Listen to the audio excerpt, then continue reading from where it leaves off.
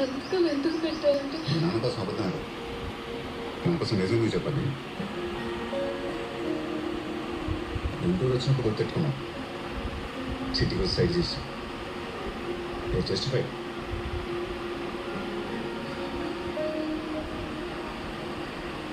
ఎవరు పెంచారంటే ఏంటి? ఆవిడ కదా పెంచాల్సింది.